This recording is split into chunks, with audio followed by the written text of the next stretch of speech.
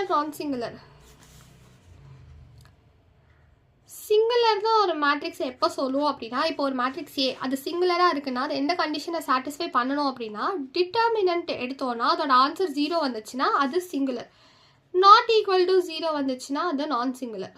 அவ்வளோதான். இதுதான் சிங்குலருக்கும் நான் சிங்குலருக்கும் இருக்கக்கூடிய difference. Next symmetric and skew symmetric. A matrix is said to be symmetric if A equal to A transpose. A transpose and A ரெண்டுமே ஈக்குவலாக இருந்துச்சுன்னா அது symmetric matrix அப்படின்னு சொல்லுவோம். skew symmetric அப்படின்னு எதை சொல்லுவோம் அப்படின்னா, A transpose equal to minus A இந்த கண்டிஷனை சாட்டிஸ்ஃபை பண்ணிச்சுன்னா அது skew symmetric அப்படின்னு சொல்லுவோம். ஸோ அவ்வளோதான். நம்ம கொடுத்துருக்கிறதுக்கு டிரான்ஸ்போஸ் எடுத்து பார்ப்போம், என்ன கிடைக்குது அப்படின்றத வச்சு அது வந்து சிமெட்ரிக்கா ஸ்கியூ சிமெட்ரிக்கா அப்படின்றது நம்ம சொல்லிக்கலாம். ஸோ இது அவ்வளோதான். நெக்ஸ்ட் வந்து இப்போது இந்த யூனிட் 1 எடுத்தோன்னா மேட்ரிக்ஸில் நமக்கு என்னெல்லாம் இருக்கும் ஃபர்ஸ்ட்டு அப்படின்னு பார்த்தோன்னா, கேரக்டரிஸ்டிக் ஈக்குவேஷன் நம்ம கண்டுபிடிக்கணும். கேரக்டரிஸ்டிக் ஈக்குவேஷன், அப்புறம் ஐகன் வேல்யூஸ், ஐகன் வெக்டார்ஸ், அதுக்கப்புறம் ப்ராப்பர்ட்டிஸ் ஆஃப் ஐகன் வெக்டார்ஸ் இருக்கும். நெக்ஸ்ட் இது யூஸ் பண்ணி நமக்கு பார்ட் பி கொஸ்டின்ஸ் வரும். Cayley Hamilton theorem, orthogonal transformation of diagonal form, quadratic form, அப்புறம் reduction from quadratic to canonical form by orthogonal transformation. இதெல்லாம் தான் நமக்கு சிலபஸில் இருக்கக்கூடிய டாபிக்ஸ். ஸோ இதில் எல்லா ப்ராப்ளம் சால்வ் பண்ணுறதுக்குமே நமக்கு கண்டிப்பாக கேரக்டரிஸ்டிக் ஈக்குவேஷன் எப்படி கண்டுபிடிக்கணும் அப்படின்றது தெரிஞ்சிருக்கணும்.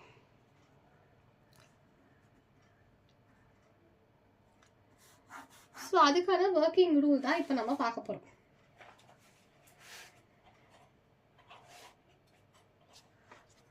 ஜென்ரலாக கேரக்டரிஸ்டிக் ஈக்குவேஷனை நம்ம எப்படி சொல்லுவோம் அப்படின்னா, determinant of A minus lambda I equal to 0 இதை சால்வ் பண்ணால் எனக்கு கேரக்டரிஸ்டிக் ஈக்குவேஷன் கிடைச்சிரும். இங்கே ஏ அப்படின்றது தான் நம்மளோட மேட்ரிக்ஸ். ஸோ அந்த ஏயோடைய கேரக்டரிஸ்டிக் ஈக்குவேஷன் வேணும்னா இந்த ஈக்குவேஷனில் போட்டு சால்வ் பண்ணால் நமக்கு ஒரு பாலினாமியலாக கிடைக்கும். அண்ட் அதை தான் நம்ம வந்து கேரக்டரிஸ்டிக் ஈக்குவேஷன் அப்படின்னு சொல்லுவோம். இப்படியும் கண்டுபிடிக்கலாம். இல்லைனா நம்ம ஜென்ரலாக இன்னொரு மெத்தட் யூஸ் பண்ணுவோம். அது என்னென்னா, ஃபஸ்ட்டு 2x2 மேட்ரிக்ஸ்க்கு சொல்கிறேன். Lambda square minus S1 lambda plus S2 equal to 0 இந்த இடத்துல போடுவோம். இது S1 S2 வேல்யூவை கண்டுபிடிச்சிட்டு இந்த ஈக்குவேஷனில் சப்ஸ்டியூட் பண்ணோன்னா நமக்கு கேரக்டரிஸ்டிக் ஈக்குவேஷன் கிடைச்சிடும். ஸோ நான் S1 ஈக்குவல் டு S1ன்றது என்னென்னா sum of main diagonal elements. Main diagonal எலமெண்ட்ஸோடைய சம்மு தான் S1 and S2 determinant of A. Given மேட்ரிக்ஸோட டிட்டர்மினன்ட் தான் S2. இப்போது எனக்கு ஒரு மேட்ரிக்ஸ் இருக்குது 4 5 6 0 0 1 இப்படி இருக்குது அப்படின்னா இதோடைய மெயின் டயகனல்ன்றது 1 5 and 1.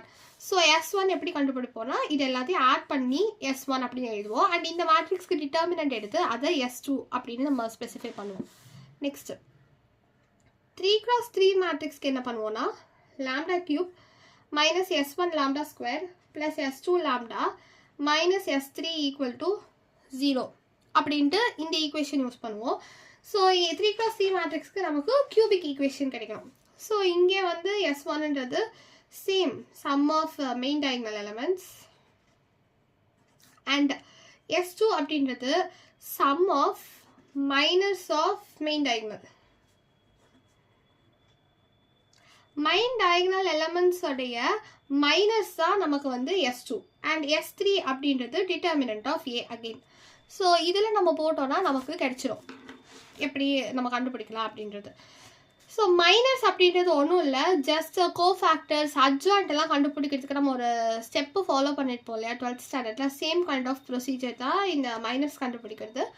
ஸோ அதுவும் நம்ம நெக்ஸ்ட் வீடியோஸில் வந்து கண்டினியூ பண்ணலாம். ஸோ இது வரைக்கும் இன்ட்ரடக்ஷன் நம்ம பார்த்துருக்கோம். ஸோ நெக்ஸ்ட் வீடியோவில் இது பேஸ் பண்ணி தான் ப்ராப்ளம்ஸ் எல்லாம் நம்ம பார்க்கலாம். தேங்க்யூ.